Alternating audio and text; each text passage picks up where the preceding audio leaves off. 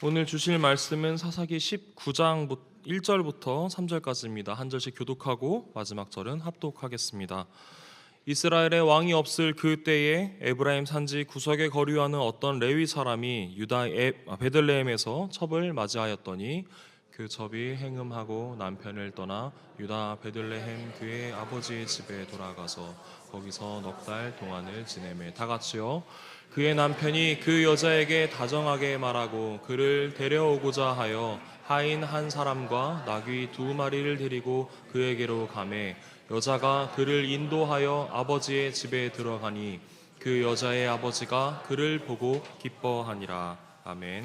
이경희 목사님께서 왕이 없을 그때라는 제목으로 말씀 전해주시겠습니다.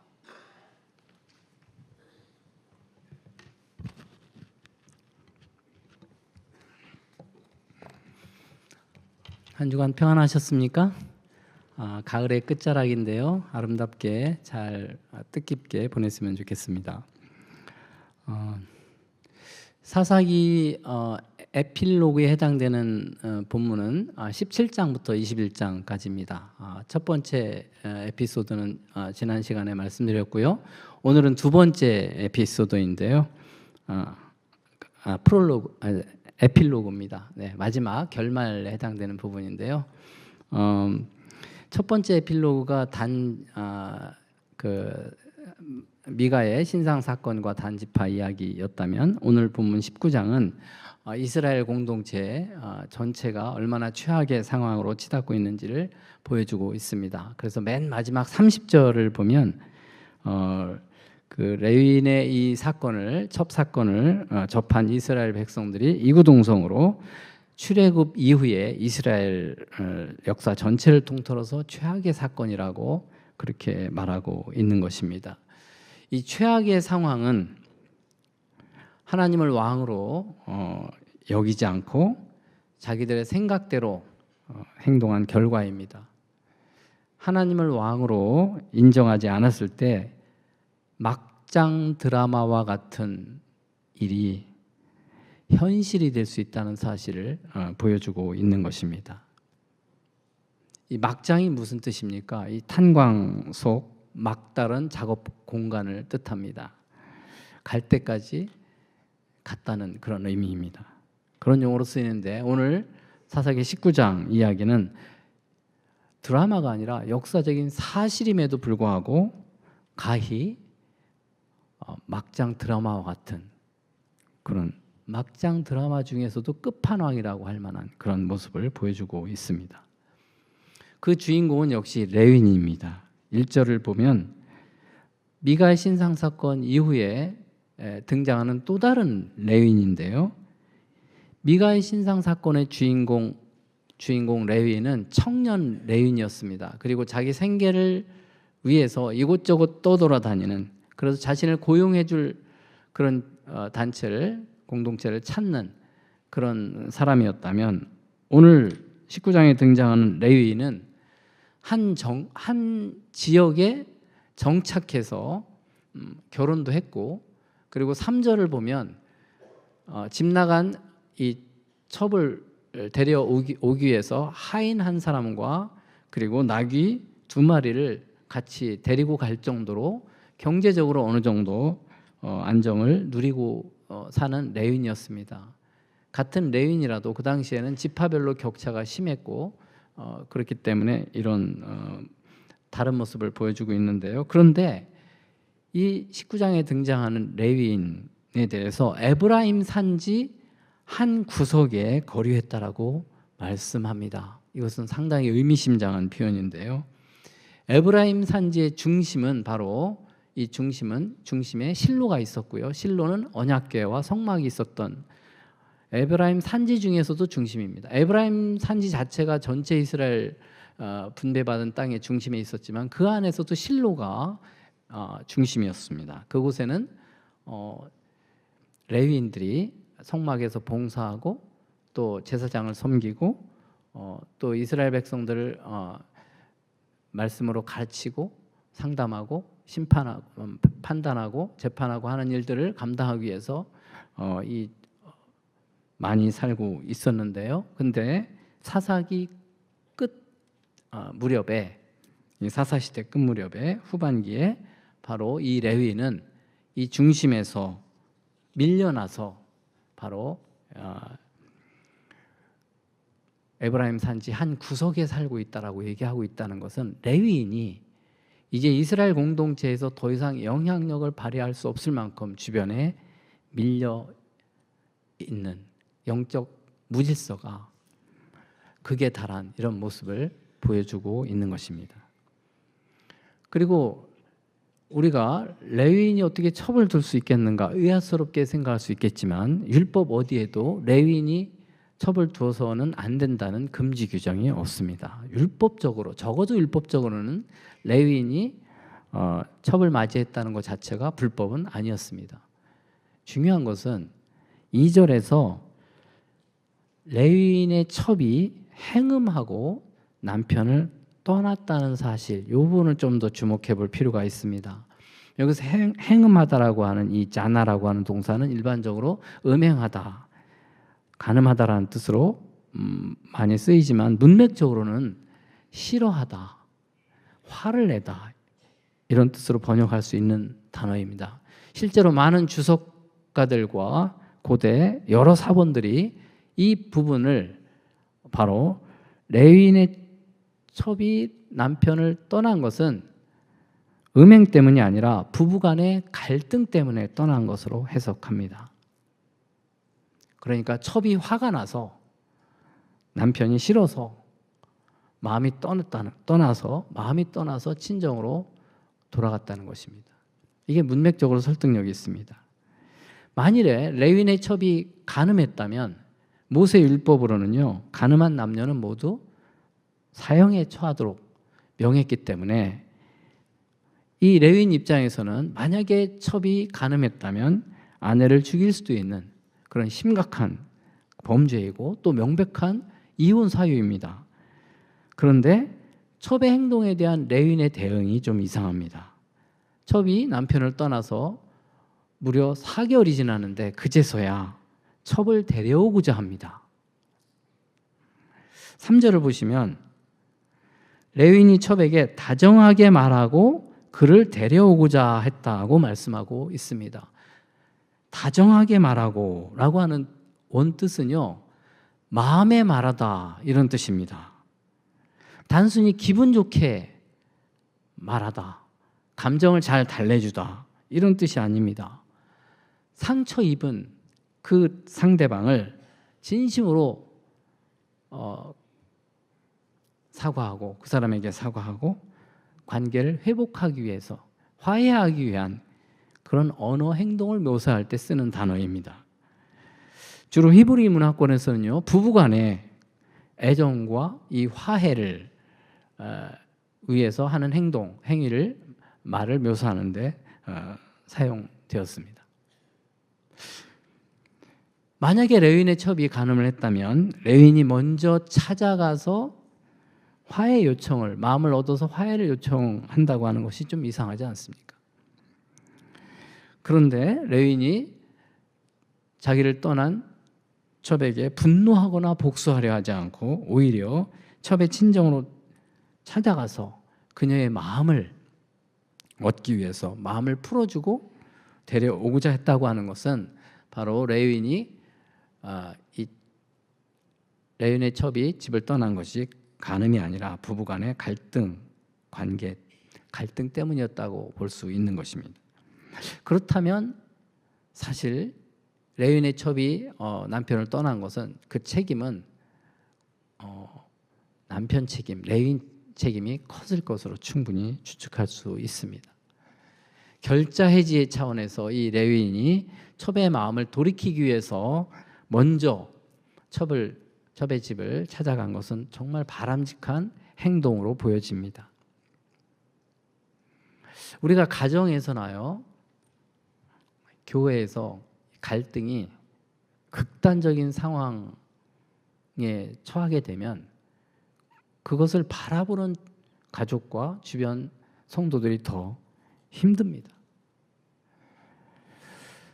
그 갈등이 해결되기를 바라는 사람들의 입장에서는 최소한 당사자들이 화해의 제스처라도 했으면 좋겠다라고 하는 그런 최소한의 그런 기대를 갖고 있습니다. 하지만 근본적인 해결책은 바로 상대방이 무엇 때문에 내가 싫어서 저렇게 나에게서 멀어졌는지 먼저 찾아가서 진심 어린 마음을 열고 진심 어린 그런 대화를 하고자 하는 그 의지가 해결책인 것입니다. 이것이 바로 서로 사랑하라고 하는 대계명에 순종하는 것입니다. 그렇게 순종할 때요, 가정과 교회에 정말 우리가 생각한 것 이상으로 도저히 화합할 수 없을 것 같은 그런 관계가 회복되는 놀라운 기적이 일어나는 것입니다. 그 사실 믿습니까?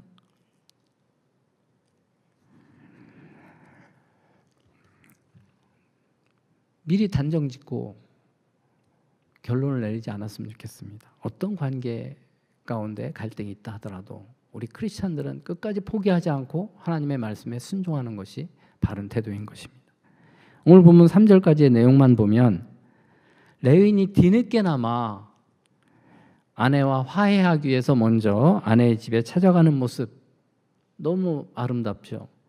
그리고 그 남편을 맞아들이는 그 레위인의 척, 그리고 자기 아버지에게 장인의 집으로 안내하는 그 모습, 그리고 장인은 사위를 아주 기쁘게 환대하는 이 모습, 이것은 한 가정에 불어닥친 엄청난 이 역경을 극복하는 그런 아름다운 그런 훈훈한 가족 드라마와 같은 그런 모습을 보여주고 있습니다. 오늘 읽은 본문 3절까지만 보면 시간 관계상 뒷부분 다 읽지 않은 겁니다.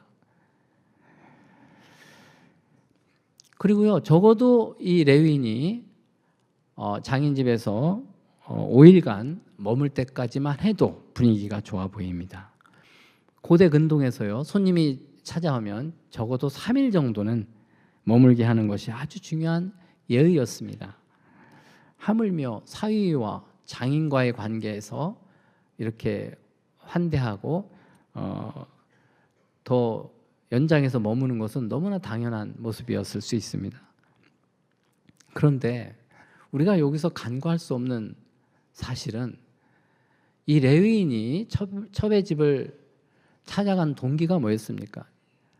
마음이 떠난 첩의 마음을 돌이키려고, 화해하려고, 마음을 돌이키려고 찾아간 건데, 이 성경 본문에 전혀 레위인이 아내의 마음을 얻기 위해서 아내를 배려하고 아내와 화해의 대화를 하고 아내가 어떤 반응을 보였다는 것이 전혀 없습니다.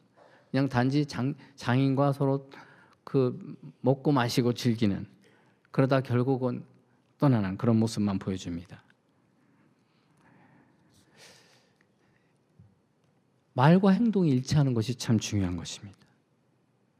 레위인이 진정으로 첩과 화해를 마음을 얻기 위해서 갔다면 그곳에서 첩의 마음을 얻는 그런 대화를, 화해를 했어야 될 것입니다. 첩을 배려했어야 될 것입니다. 그런데 말로는 화해를 외치지만 상대방에 대한 배려심이 전혀 없다면 그 받아들이는 사람이 과연 그 진정성을 믿어주고 마음을 열고 대화하고 화해했겠는가? 성경 부모는 이 모든 것을 생략하고 있지만 과연 이 첩의 마음이 어땠을까?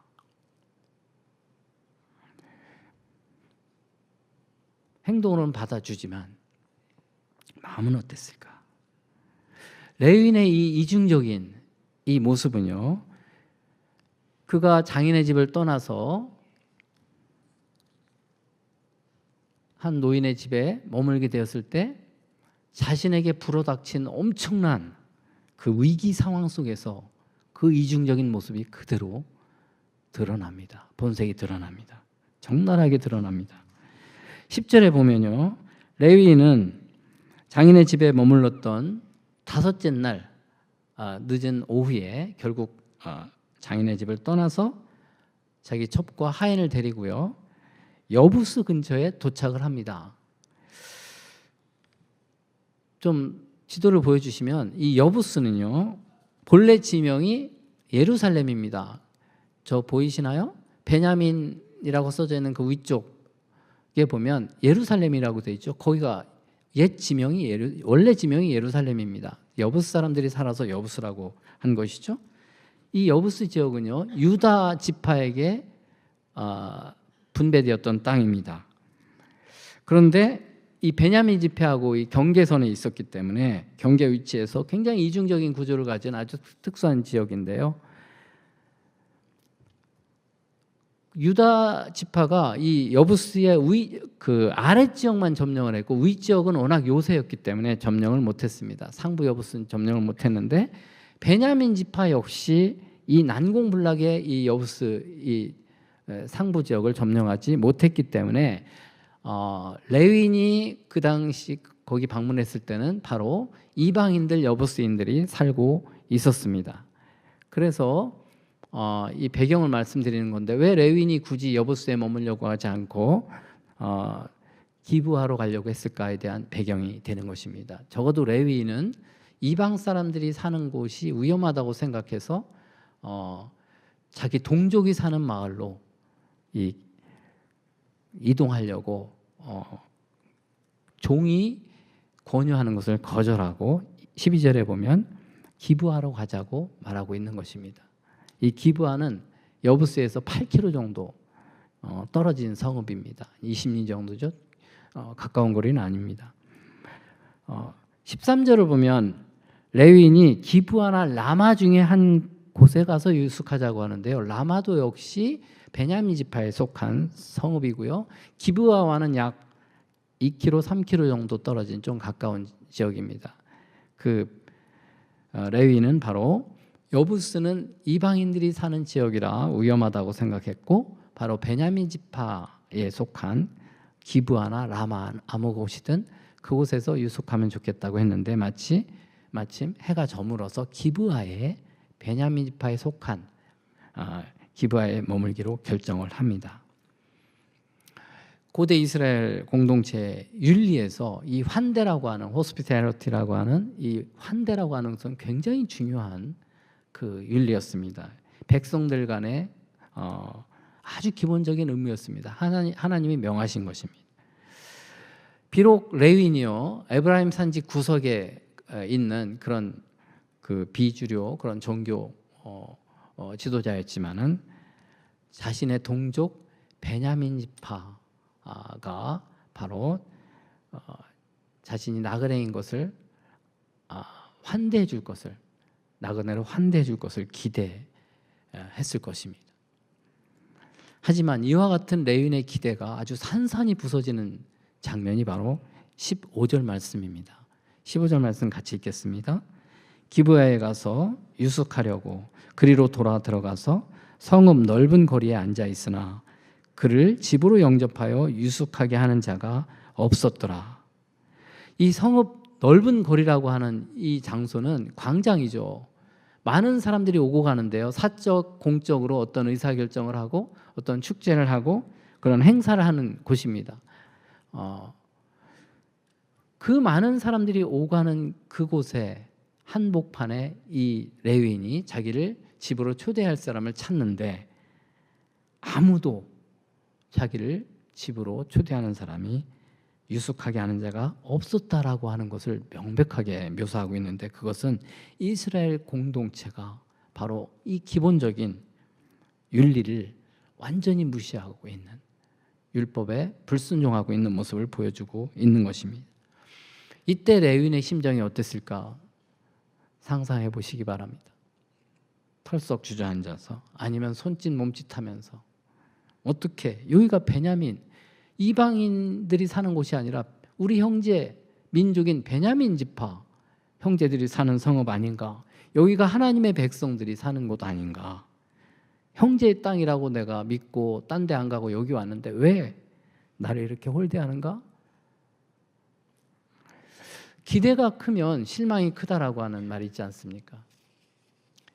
이 레위인이 이때 느꼈던 실망감과 좌절감과 이 모욕감이 나중에요, 이 분노의 이 불씨가 돼서 이 베냐민 지파 전체에 대한 엄청난 보복을 실행하는 불씨가 됩니다. 그것에 기름을 부은 것은 바로 그날 밤에 벌어진 기브아에 사는 그 불량배들의 그 폭력, 이것이 완전히 기름을 부은 건데, 사실은 이전에 이미 불씨가 베냐민 지파에 대한 이 분노의 이 감정, 이게 불씨가 있었던 것입니다. 결국 나중에 거의 멸절하다, 베냐민 지파 전체를 멸절시키다시피 하지 않습니까? 20장에 나와 있는데요. 이 환대 부재, 하나님이 주신 가장 기본적인 윤리, 환대하라고 하는, 나그네를 환대하라고 하는 이 환대 부재, 이것이 모든 비극의 시작점이 된 것입니다. 만약에요, 기브아 이 사람들 중에 단 한 명이라도, 그 성읍에 있었던 오고 가는 많은 사람 중에 단 한 명이라도 이 레위인을 집으로 모시는 환대했다면 이런 비극은 전혀 일어나지 않았을 것입니다. 자기 아내를 불량배에게 내어주는 일도 없었을 것이고, 그리고 아내가 죽어서 그 죽은 시체를 토막으로 12토막 내가지고 12지파에게 보내는 그 끔찍한 일이 없었을 것이고, 그리고 이스라엘 공동체 스스로 내전을 일으켜서 결국 베냐민을 몰살시켜버리는 거의 그런 끔찍한 일은 발생하지 않았을 것입니다. 환대 부재가 모든 비극의 시작점인 것입니다. 사랑하는 성도 여러분, 환대 부재라고 하는 것은 작은 무관심입니다. 작은 무관심들이 모여서 바로 공동체를 위험에 빠뜨리게 하는 것입니다. 하나님께서 왜 나그네를 대접하라고 하는 이 환대 명령을 내렸을까? 이것은 공동체 보존을 위한 것입니다.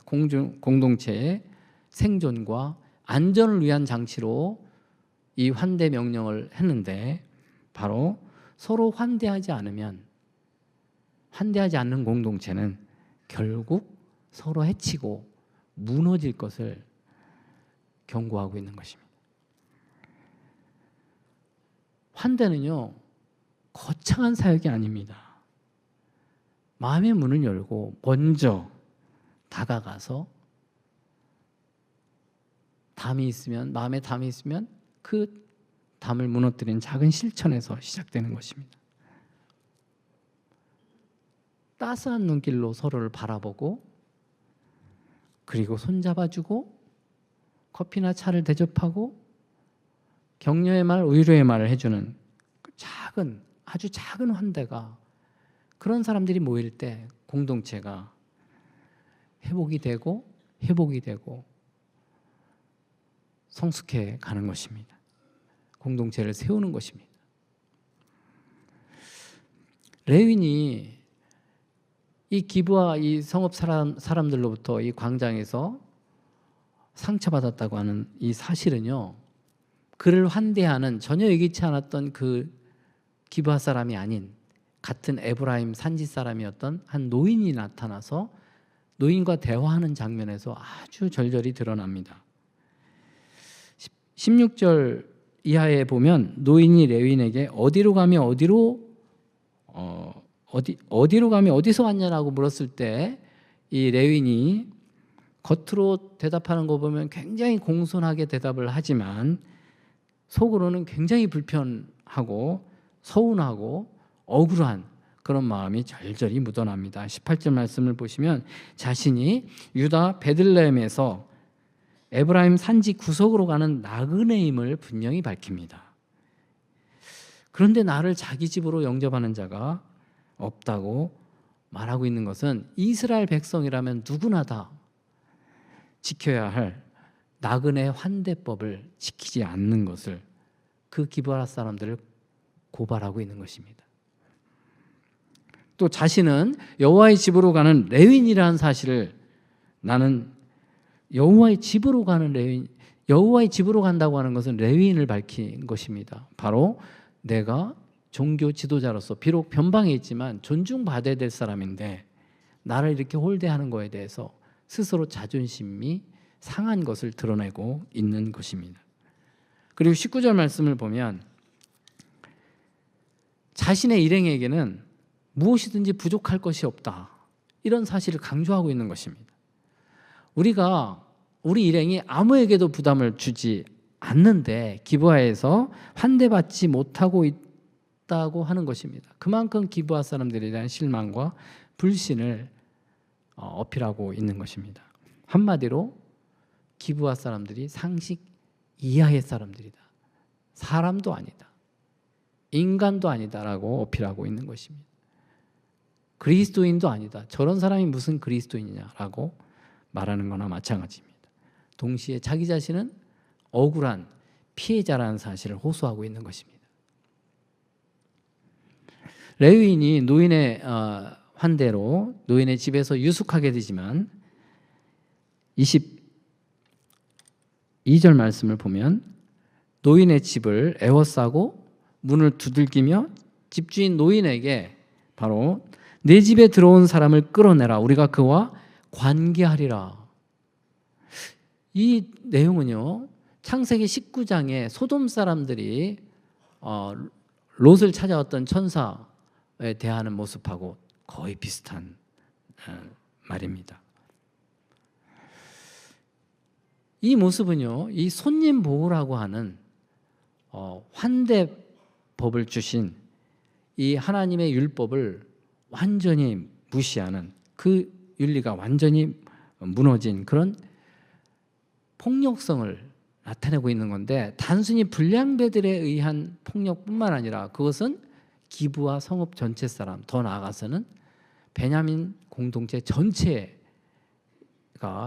이 율법을 지키지 않고 있다라고 하는 것을 보여주고 있는 것입니다. 그 책임을 이스라엘 전체에게 또 묻고 있는 것입니다. 레위인을 환대했던 그 노인에게는 폭력성이 안 나타납니까? 노인이요, 그 불량배들이 레위인을 요구합니다. 이게 이제 동성애 한 그 모습으로 얘기하지 않습니까? 남자 레위인을 요구해요. 관계 맺겠다고, 성관계를 맺겠다고. 그런데요, 노인이 이 남자 레위인을 보호하기 위한 말이 뭡니까? 자기 딸과 레위인의 첩을 내어주려고 합니다. 물론 그 당시에 당연한 어떤 여자를 무시하는, 여성을 약자로 여기고 완전히 인격도 없는 존재로 무시하는 문화를 반영하고 있지만, 성경은 여성을 무시하라는 말씀 전혀 없습니다. 근데 이 노인이 바로 이방 문화 그대로 그런 폭력성을 드러내고 있는 거죠, 여성에 대한. 근데요, 그 정작 남편인 이 레위인이 뭐라고 얘기했습니까? 남편이 바로 자기 아내를 내어줍니다. 그러니까 레위인이 피해자 코스프레를 하고 있지만, 내가 피해자라고 얘기하고 있지만 사실은 자기 아내에게 엄청난 폭력을 행사한 거나 마찬가지죠. 자기 아내를 보호해야 될 남편으로서의 책임을 다하지 못하고 있는 것입니다. 고대 근동의 기준으로도요, 남편은 아내를 보호하라는 그런 책임이 있는 것으로 알려져 있습니다. 하물며 이 레위인은요, 바로 아내를 지켜야 될 남편으로서 그 책임을 다하지 못하고 있는 겁니다. 폭력에 가담한 것과 마찬가지입니다. 근본적으로 파고 들어가면 레위인은 이스라엘 백성들이 나그네 이 환대법을 잘 지킬 수 있도록 가르쳐야 될 책임자의 위치에 있는 사람이죠. 누구를 탓할 문제가 아닌 것입니다. 바로 이 레위인은 보호자가 아니라 자기가 살기 위해서 첩을 보호하지 않고 희생시키는, 자기 자신을 지키기 위해서 아내를 방패로 삼는 그런 아주 비겁하고 비열한 그런 모습을 보여주고 있는 것입니다. 더 충격적인 사실은 그 후에 보여주는 그 레위인의 그 행동입니다. 26절, 27절 말씀 보면 첩의 남편을 첩의 남편을 주인이라고 묘사하고 있습니다. 이 표현은요, 이 첩이 레위인의 아내이지만은 레위인의 종과 같은 그런 정말 무기력한 존재라는 사실을 보여주고 있고, 또 하나는 주인이면은 종을 책임져야 되는데 종에 대해서 전혀 책임지지 않는 그 모습을 간접적으로 비판하고 있는 것입니다. 주인이라는 말, 자기의 주인, 그의 주인이라는 표현을 하고 있어요. 노인이 주인이 아니라 바로 첩의 남편에 대해서 이렇게 묘사하고 있는 것입니다. 남편에게 철저히 종속된 한 여성, 그리고 자기 남편에 의해서 완전히 버림받고 불량배에 의해서 능욕을 당해서 결국 새벽에 겨우 몸을 가누어서 집 앞까지 왔는데, 그 주인이라고 하는 이 레위인은 잠이 옵니까? 자기가 불량배가 무서워서 따라가지도 못했으면서, 그러면 죄책감을 가지고 잠자지 말고 아내의 안위를 걱정하면서 기다렸어야 될 레위인이 아침에 일어나서 그냥 떠나려고 하다가 문지방에 넘어져 있는 자기 첩을 본 겁니다. 그리고요, 생사를 확인하지도 않고 그냥 가자고 말을 합니다. 일어나 가자. 이 본문의 히브리어에요, 시체라는 표현이 전혀 없습니다. 시체라는 표현이 없어요. 살아있을 수도 있는 거예요. 근데 결국은 그 순간 이 베냐민 지파에 대한 이 복수심, 갚을 생각을 가지고 자기 첩을 나귀에 싣고 자기 집으로 돌아가려고 합니다. 첩의 안위에 대한 걱정이 전혀 없는 그런 모습을 보여주고 있습니다. 저는 이 본문 읽으면서 펑펑 울었습니다. 첩의 입장에서 어땠을까?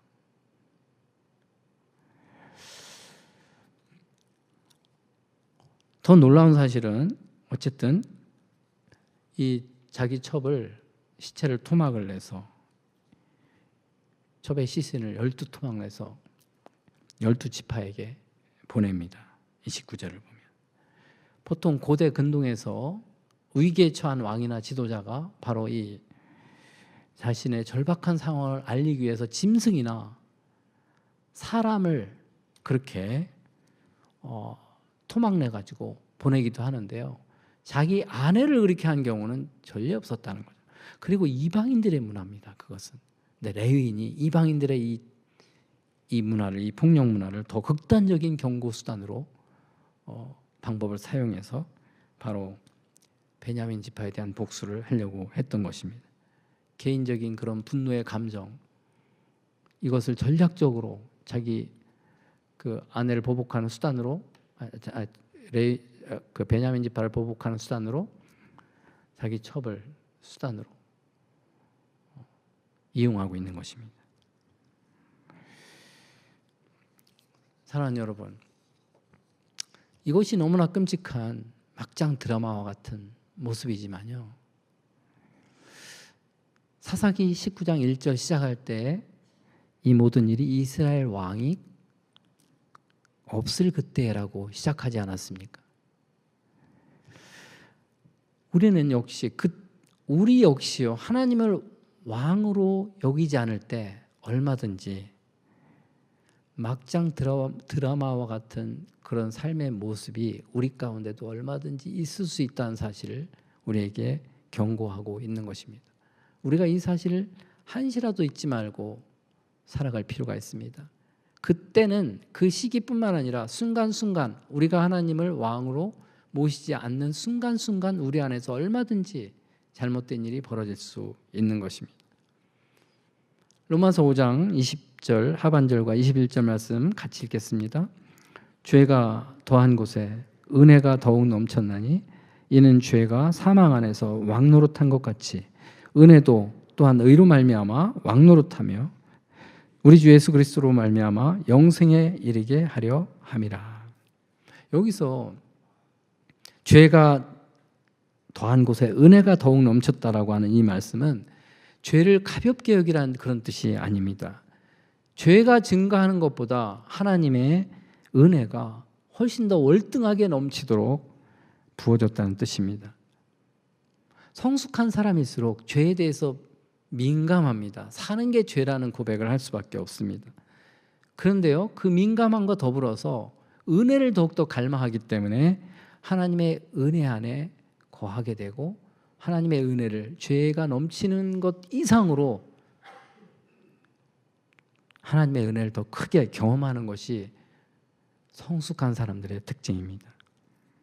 은혜가 왕노릇한다고 하는 것은 내가 하나님께 은혜 받아서 하나님의 자녀가 되었다라고 하는 그 차원에서 머무는 것이 아니라 바로 그 은혜가 자신의 생각과 행동과 가치와 모든 선택에 지배하도록 그 은혜로 말미암아 나의 모든 삶이 지배되는 그것을 바로 은혜가 왕노릇한다고 하는 표현을 하고 있는 것입니다. 예나 지금이나요.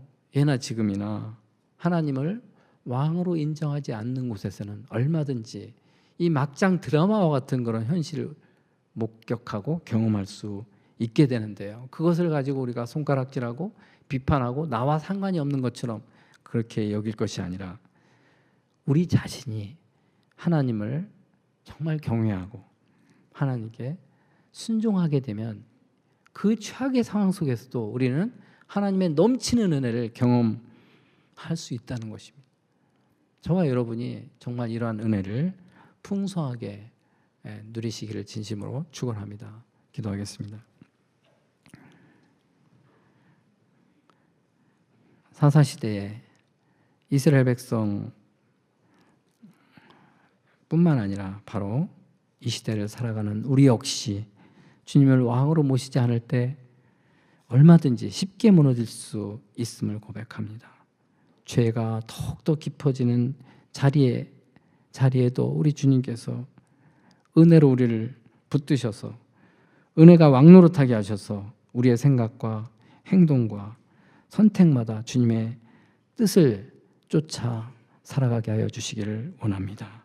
서로를 환대하고 서로를 품는 이 작은 순종을 통해서 우리 공동체가 따뜻함과 거룩함을 회복하게 하여 주시기를 원합니다. 가정과 교회 가운데 이러한 화해와 치유의 역사가 일어나게 하여 주시옵소서. 오늘도 우리를 부르시고 말씀으로 일깨워 주신 우리 주 예수 그리스도의 이름으로 기도합나이다. 아멘.